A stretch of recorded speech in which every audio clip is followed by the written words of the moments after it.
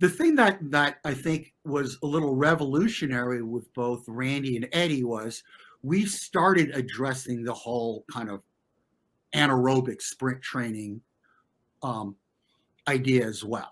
Mm. So now it's not at all what it is now, right? But we started doing more race pace stuff, whereas back in the day, very few people did anything race pace. Right. So, they were just beginning to think about, hey, how do we swim faster, and how do we have better quality? Quality was a big term back then with Randy and Eddie's program. And it might not, when you look at the way we worked out, you just kind of go, oh, that's not quality, but it was for back then. And on top of that, we did really revolutionary things. Randy and Eddie, they both knew that swimming could absolutely be the most boring thing in the world. Right. So they were already experimenting and trying to do things to keep it more interesting besides, really a dedicated dry land program. Every summer, once a week, we would drive 20 miles to Itchituckney Springs, and you might have heard of this, right? And we would jump in this naturally fed spring that was 70 degrees, and Randy would hop in his canoe with the other coaches, and we would swim up the current. And it'd take us like 3 hours, and there'd be snakes and turtles and fish. And the funny part was there are actually people tubing downriver, and they look at us swimming up against the current, and it would take us like 25 minutes to swim down. We did that once a week, every week in the summer.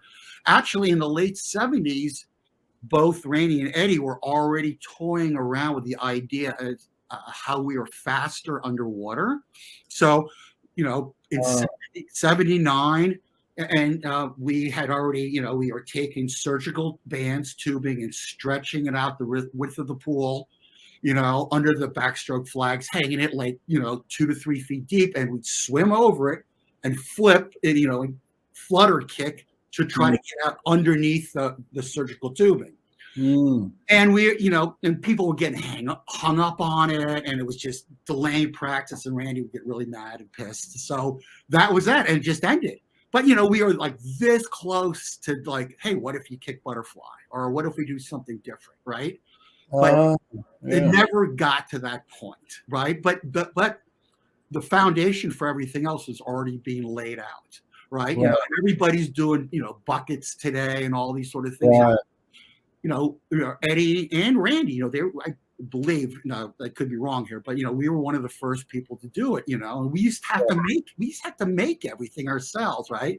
We'd take milk crates and tie rope and put the pulleys in, and then we would drop in just weights into the milk crates, and then eventually Randy had us using snorkels, and then but they had like a pencil width little hole in it, so we were always like, it was brutal.